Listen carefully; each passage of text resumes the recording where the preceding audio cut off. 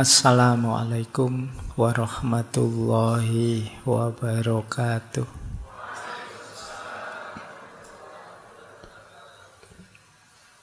Bismillahirrahmanirrahim. Alhamdulillahi rabbil alamin. Wa bihi nasta'inu ala umurid dunya waddin. Allahumma sholli wa sallim wa barik ala habibina wa syafi'ina sayyidina wa maulana Muhammadin wa ala alihi wa ashabihi wa man tabi'ahum bi ihsanin ila yaumiddin. Amma ba'du. Bismillah. Mari kita nawaitu belajar. Kita lanjutkan lagi ngaji filsafat kita. Malam hari ini kita ada di tema baru, di bulan yang baru. Tema kita bulan ini tentang self-direction, pengarahan diri. Ini sebenarnya saya ngambil tema-tema bulan ini yang terbayang di kepala saya teman-teman mahasiswa baru. Ya meskipun yang lama juga yang ngaco masih banyak. Tapi yang terbayang itu. Jadi membayangkan generasi intelektual baru yang baru mulai terjun ke dunia pembelajaran orang dewasa. Baru mulai sedang akan beneran jadi manusia yang dewasa. Makanya tema bulan ini temanya mengarahkan diri. Bagaimana kita bisa nyetir diri kita sendiri. Pengarahan diri itu kunci banyak hal. Ya kunci kesuksesan, ya kunci kebahagiaan. Makanya penting, saya anggap penting untuk mengangkat tema itu. Itu kalau ada yang tanya. Ada 4 hal di bulan ini yang akan kita ulas. Yang pertama mindset, struktur atau tata berpikir. Yang kedua passion, minggu depan. Yang ketiga heart instinct. Herd instinct itu naluri untuk mengikuti kelompok. Dan yang terakhir manajemen kemarahan, anger management. Ya masih banyak tema yang lain, tapi 4 ini dulu untuk bulan ini ya. Kita belajar latihan menaklukkan diri kita. Baik, bismillah, yuk kita mulai belajar. Ya nanti kita urut ya, kita awali dari definisi-definisi, kemudian filosofi-filosofi, baru nanti yang terakhir agak praktikal. Jadi yang agak teknisnya, gimana teknis menatanya. Tapi ya karena ini ngaji filsafat, ya tentu saja nanti ada filosofi-filosofinya. Gimana sih perspektifnya para filosof tentang yang kita kenal sebagai mindset ini. Ya, bismillah. Kalau ini definisi ya, mindset itu semacam profil intelektual, profil berpikir kita. Jadi mindset itu sikap, keyakinan, asumsi yang mendasari cara pandang kita terhadap dunia dan diri kita. Ini namanya mindset. Setiap orang pasti punya mindset sendiri, punya struktur dan cara pandang sendiri. Jadi kalau ada orang bilang, ayolah berpikir yang rasional, ayolah berpikir yang kritis. Sebenarnya sebelum itu ada asumsi-asumsi, ada pola-pola dasar. Yang ini nanti menjadi profil kita dalam memahami dan memutuskan sesuatu. Sama-sama mikirnya, kesimpulannya bisa beda. Kenapa? Mindsetnya berbeda. Jadi jangan dikira orang yang beda dengan kalian itu kalian merasa, saya sudah berpikir kok Pak, berarti mereka yang tidak mikir, enggak. Mereka mungkin saja sama-sama berpikir. Hanya saja mindsetnya berbeda. Apa ada manusia yang tidak berpikir? Kita kan sering ngeritik orang yang berbeda dengan kita itu sebagai, oh bodoh banget, ndak mikir. Yo kayak saya ini mikir. Loh mereka juga mikir, cuma mungkin mindsetnya beda. Cara pandangnya beda. Mungkin teman-teman ingat dulu kita pernah belajar seorang filosof Yunani namanya Heraklitos. Beliau punya kalimat menarik. Ethos anthropoi daimon. Ethos itu karakter, antropoi manusia. Karakter manusia itu mengikuti daimonnya. Daimon ini semacam mindsetnya. Kemudian beliau mengilustrasikan kalau mindsetnya, sederhananya begitu ya kalimat selanjutnya. Kalau mindsetnya seperti lalat, ya sampah akan lebih menarik daripada emas. Jadi kalau cara berpikirmu seperti lalat, ya kamu lihat sampah lebih tergiur daripada lihat emas. Kalau cara berpikirmu di redaksi selanjutnya seperti babi, lumpur akan lebih menarik daripada air bersih. Jadi ini yang disebut mindset. Jadi kadang-kadang orang itu ya sama-sama mikir, cuma dengan mindset yang berbeda, kesimpulannya bisa berbeda. Orang yang tipe lalat tadi, kamu kasih sampah seneng, dikasih emas moh. Nah misalnya ada yang tipe anak kecil misalnya, dikasih uang banyak tidak mau. Maunya uang yang gambarnya menarik misalnya. Ini sama kayak kalian waktu besar ini, itu yang disebut mindset. Coba kalian tipe apa sih? Di tipemu itu nanti akan kelihatan caramu memahami hidup, caramu memahami dunia ini.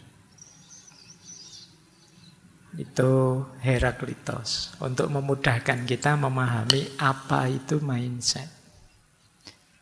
Coba kalian cek ya. Yang paling menarik dalam hidupmu apa? Ketika kalian melihat sesuatu, pertama-tama yang muncul di kepalamu apa? Itu biasanya berhubungan dengan mindset. Coba kalian cek. Kalian seneng ngaji filsafat ini, coba apanya? Ramenya, materinya, saya yang membawakan, atau wah ini banyak lawan jenis yang ikut hadir juga, atau itu biasanya berhubungan dengan mindsetmu. Kalau urusan reasoningnya kalian bisa bikin belakangan. Tapi mindsetmu yang duluan membunyikan. Kalau tadi fokusmu ke lawan jenis, begitu nyampe sini, wah perempuannya sedikit sekarang. Bisa begitu kesimpulanmu. Yang kamu lihat itunya. Atau kalau mindsetmu rame dan tidak rame, begitu ke sini, kok sedikit sekarang, tidak terlalu rame, terus kamu tidak tertarik lagi. Itu mindset. Ya nanti argumen bisa kamu bikin di belakang. Baik, jadi semoga sudah tergambar ya yang dimaksud mindset itu apa. Jadi struktur pikiran kita. Mindset mempengaruhi cara kita memandang, cara kita menghadapi tantangan, membuat keputusan, bereaksi terhadap keberhasilan atau kegagalan. Kalau gagal seperti apa, kalau sukses seperti apa, itu ya tergantung mindsetnya. Ada orang yang gagal sedikit saja merasa hidupnya hancur. Ada orang yang gagal bolak-balik masih bisa bangkit lagi. Itu mindset. Jadi maka hidupmu sebenarnya banyak tergantung di mindset ini. Berhubungan dengan pertumbuhan kita, ketahanan kita, cara kita melihat sesuatu. Di situ saya sebut mindset itu berhubungan dengan titik pandang, cara pandang, dan sudut pandang kita. Titik pandang itu misalnya HP ini, saya lihat apanya. Oh, cuma saya lihat casingnya saja, atau saya lihat LCD-nya saja, atau saya lihat harganya saja, atau ini namanya titik pandang. Kalau cara pandang, cara saya mendekati HP ini. Sebagai seorang pemakai, atau sebagai seorang penjual, atau sebagai seorang yang ingin disenangkan oleh HP ini, atau ini namanya cara pandang. Kalau sudut pandang, dari sisi mana kamu melihatnya? Nah, sudut pandang itu misalnya, kalau dari sisi saya, laptop ini warnanya biru. Tapi dari sisi kalian, laptop ini warnanya hitam. Itu namanya beda sudut pandang. Sama-sama lihat laptop ini sih. Dari ngaji yang banyak lihat laptopnya. Cuma yang dilihat dari sudut pandang kalian, dia hitam. Dari sudut pandang saya, dia biru. Kadang-kadang kita sering rame, gegeran hanya gara-gara ini. Beda sudut pandang. Jadi, saya lihat sendiri warnanya biru, hakul yakin biru. Terus yang sana bilang, loh saya juga lihat sendiri, hakul yakin hitam. Sama-sama hakul yakin melihat sendiri, ngalami sendiri, tapi bisa berbeda. Kenapa? Sudut pandangnya beda.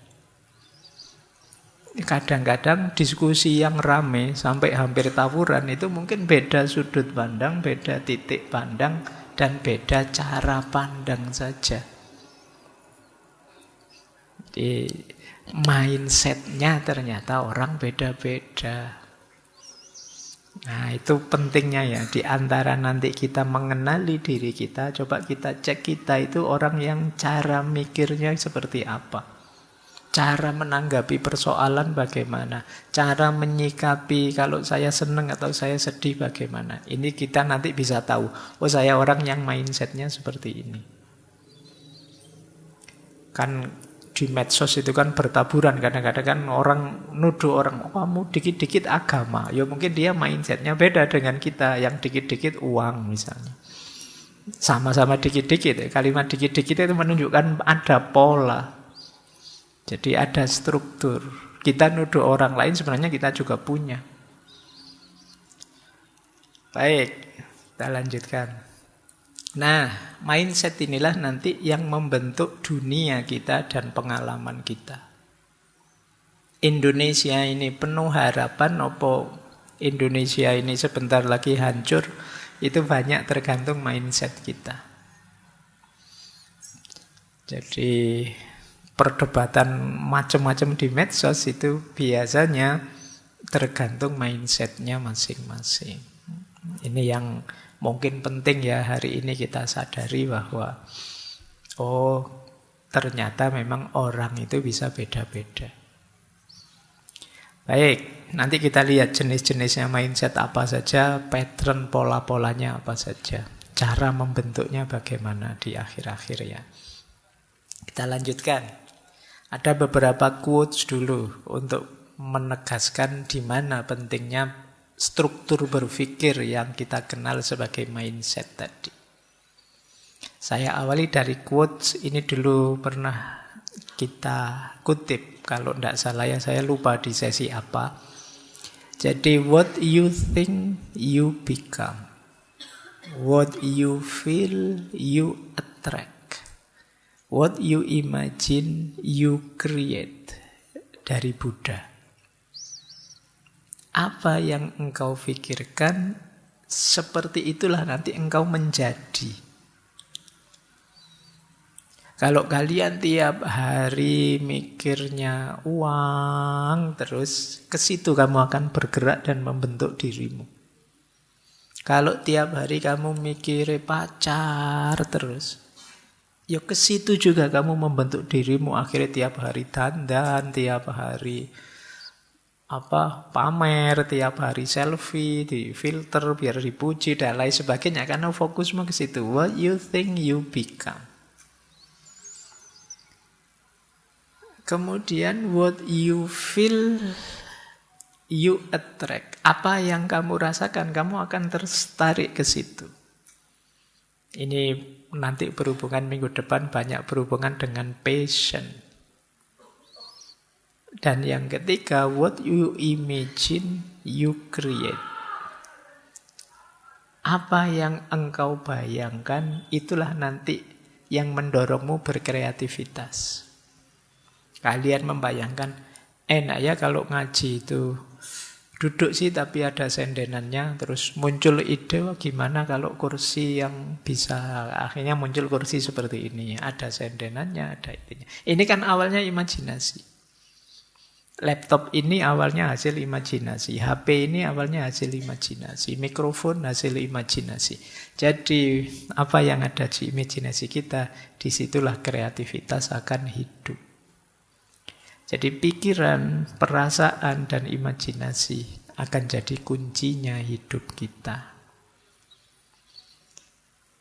Baik, ini untuk menegaskan dulu ya betapa pentingnya mindset, struktur nalar berpikir kita. Kalau ini Khalil Gibran, Khalil ya pakai K bukan B. Yo, kamu khawatir salah moco. Ini harusnya namanya Khalil tapi di barat jadi Khalil. Kehidupanmu, kata Gibran, tidak ditentukan oleh apa yang diberikan kehidupan kepadamu, melainkan oleh sikap yang engkau bawa ke dalam kehidupan. Bukan karena apa yang terjadi padamu, melainkan cara berpikirmu saat memandang apa yang terjadi. Ini kan sering saya contohkan, peristiwanya mungkin sama. Yang membuat ini jadi peristiwa menyedihkan atau peristiwa menyenangkan, itu responmu. Jadi ini lucu atau tragedi, itu responmu. Kamu minum gelasnya ketendang terus jatuh. Bagi kamu yang gelasnya jatuh itu tragedi. Bagi temanmu itu lucu, maka mereka tertawa. Momennya sama, tapi caramu merespon berbeda, maknanya bisa jauh berbeda. Yang datang ke sini refreshing, pasti mendapatkan hal yang berbeda dengan yang datang ke sini inginnya belajar. Atau yang datang ke sini karena setia kawan saja, tidak enak diajak teman. Itu kan dapatnya beda-beda. Yang setia kawan nanti dapatnya tambah akrab dengan temannya. Yang nyari refreshing pulang dari sini seger. Yang niatnya belajar pulang dari sini dapat ilmu. Momennya sama, peristiwanya sama. Tapi caramu membaca dan merespon membuat buahnya bisa beda-beda. Jadi hidup ini ternyata tidak semata tentang apa yang terjadi, tapi lebih banyak tentang bagaimana respon kita, tanggapan kita terhadap apa yang terjadi. Kalau kalian anggap ini anugerah, bisa jadi anugerah. Tapi bagi yang lain mungkin dianggap bencana, ya beneran jadi bencana. Kuliah itu anugerah apa bencana? Bisa saja kemarin Pak, waktu masuk awal-awal saya anggap anugerah Pak. Tapi sekarang kuliah 2-3 minggu berat sekali Pak, jadi terus jadi bencana. Itu manusia. Jadi ternyata tanggapanmu terhadap hidup ini jadi kunci. Tidak melulu di peristiwanya. Jauh dari orang tua, positif apa negatif? Itu lagi-lagi tanggapanmu. Bagi yang lain, alhamdulillah Pak, jauh dari orang tua, bebas saya Pak sekarang. Kemarin opo-opo diawasi. Bagi yang lain, wah sedih saya Pak, jauh dari orang tua. Padahal orang tua itu jalan ke surga loh Pak. Kayamu gitu. Jadi Ternyata kita itu tergantung mindset kita. Makanya kadang-kadang kalau saya ditanya, Pak, gimana Pak untuk mengatasi kesedihan, mengatasi masalah dengan cepat? Ya, geser saja mindsetmu. Yang kamu anggap masalah ternyata bisa saja kamu bunyikan anugerah atau tantangan atau kesempatan untuk jadi lebih baik dan lain sebagainya.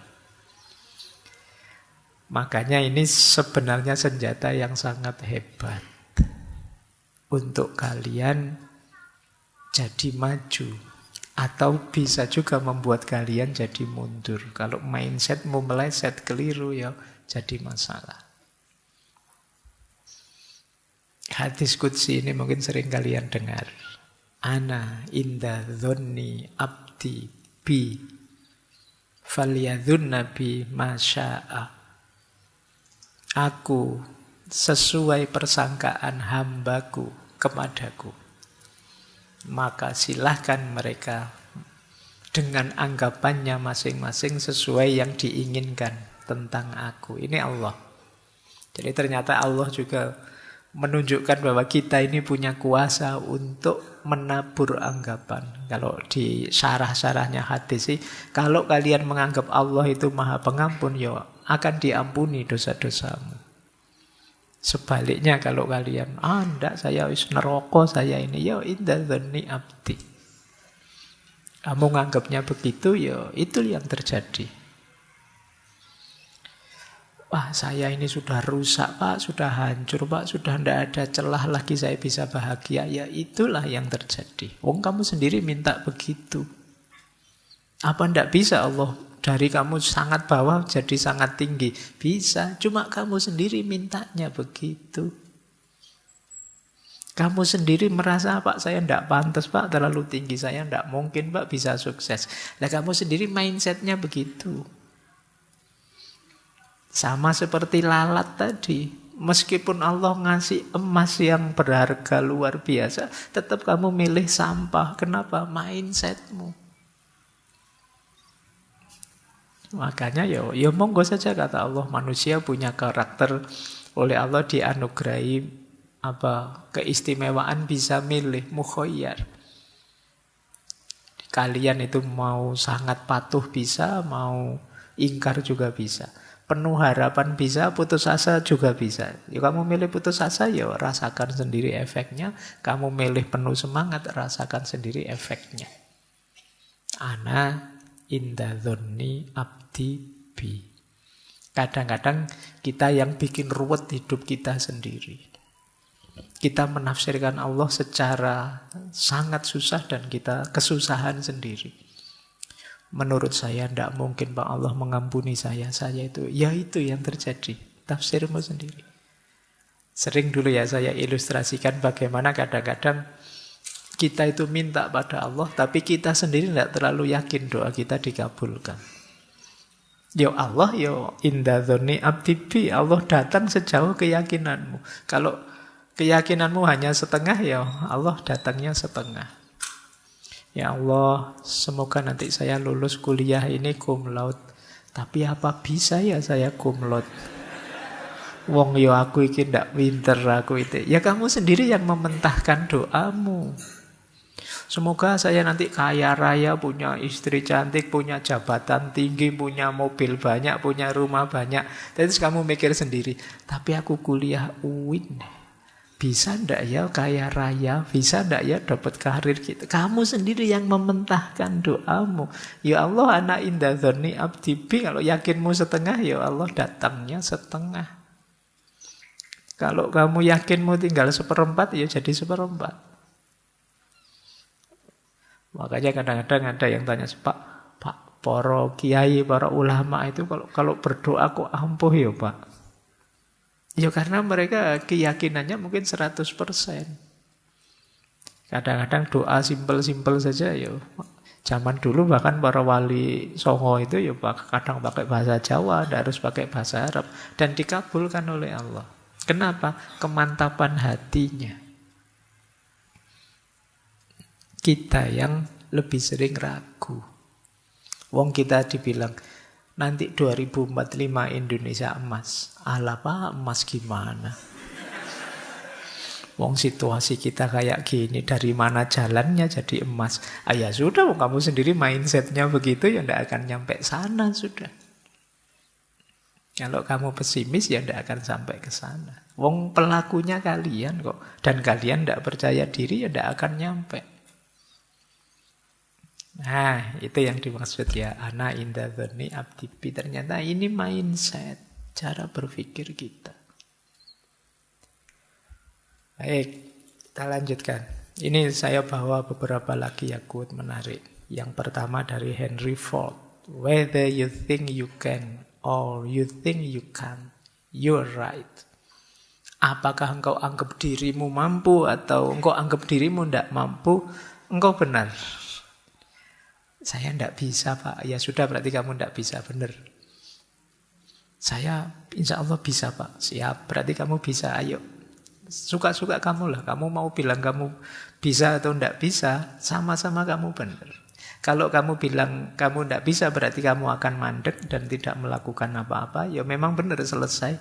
Dan kalau kamu bilang bisa, berarti kamu akan serius, berusaha, berupaya, dan kamu akan sukses. Jadi itu mindset. Dilanjutkan oleh Franklin Roosevelt. Kata Roosevelt, the only limit to our realization of tomorrow is our thought of today. Satu-satunya batas dari realisasi ideal kita besok adalah keraguan kita hari ini. Kalau kita masih ada ragunya, ya besok juga tidak akan 100% hasilnya. Ini yang saya sebut tadi, kemantapan hati. Change your thought and you change your world. Ubahlah pikiranmu dan engkau akan mengubah duniamu. Jadi mulai sekarang ayo latihan ya, mengubah pikiran kita. Berpikir yang positif-positif, yang hebat-hebat, yang mantep-mantep. Kita pandang dunia secara optimis dan penuh harapan. Jangan mau didistraksi, dialihkan pikiranmu untuk serba stres, serba pesimis, serba tidak punya harapan. Karena semuanya tidak tergantung di luar dirimu, tapi tergantung di dalam dirimu. Kadang-kadang kan kamu kan tergoda untuk mengalir bersama kegelisahan-kegelisahan, stres yang dialami banyak orang. Nanti kita jelaskan itu di Heart Instinct. Tapi pertama-tama yuk kita bereskan diri kita. Baik, saya ingatkan dulu sebentar. Dulu pernah kita membahas the law of attraction. Ternyata tidak hanya kita yang secara positif menyesuaikan dengan sekeliling. Kalau di the law of attraction kan bahkan alam semesta pun akan mengikuti apa yang kita pikirkan. Itu kan rumus pokoknya the law of attraction itu. Apa yang engkau pikirkan, itulah yang engkau dapatkan. Pikiranmu menentukan bagaimana engkau hidup. Pikiran yang negatif menghasilkan hidup yang negatif, pikiran yang positif menghasilkan hidup yang positif. Jadi kalau engkau positif, hidupmu pasti positif. Kalau mindsetmu negatif, ya hidupmu negatif. Apa yang kau pikirkan itu yang kau dapatkan. Tak kasih contoh ya. Tadi kalian yang kesini niatnya nyari wawasan baru apa? Nyari pikiran-pikiran filosofis baru. Ya kalian akan, ini ada ide baru nih, ada gagasan baru nih. Itu yang kamu ambil. Meskipun di sana banyak yang cakep-cakep, yang itu tidak jadi pikiranmu. Tapi kalau kamu yang nyari yang cakep-cakep, sebagus apapun gagasan berseliweran di sekelilingmu akan kamu lewatkan. Kenapa? Kamu fokus nyari yang cakep, yaitu yang kamu dapat. Jadi apa yang kamu pikirkan, itu yang kamu dapatkan. Loh, yang lain kan juga ada. Ya, yang lain ada, tapi kan tidak jadi perhatianmu. Misalnya ya, kamu nyari HP-mu hilang, ketelengsut di ruangan ini. Itu kan ada apa saja selain HP kan tidak jadi perhatian. Yang jadi perhatianmu ya HP-nya saja. Ada kopinya temenmu, ada temenmu garuk-garuk, ada temenmu menguap, ada temenmu selonjor. Itu kan peduli amat. Kamu hanya nyari HP-mu. Jadi apa yang kamu pikirkan, yaitu yang kamu dapatkan. Itu sederhananya the law of attraction. Jadi kalau hidupmu kok rasanya berat, jangan-jangan kamu sendiri yang membuatnya berat. Kok rasanya susah, jangan-jangan kita sendiri yang bikin rumit, bikin ruwet. Seperti dulu kata-kata Konfusius itu, manusia adalah makhluk yang membuat segala yang sederhana jadi rumit. Sekedar nyari warung saja untuk makan itu bisa diskusi panjang. Di sini ya, Anda enak sambil jalan. Sini aja yuk, nanti dulu siapa tahu ada. Terus akhirnya ndak makan-makan. Terus kadang, wah tadi lebih enak, ya terlanjur sampai sini kok. Terus itu kan kita bikin ruwet hal yang simple. Nah, ayo kita mulai latihan sekarang. Tadi seperti judul materi malam hari ini, mindset kita, ayo kita tata. Karena akan jadi kunci keberhasilan maupun kebahagiaan kita.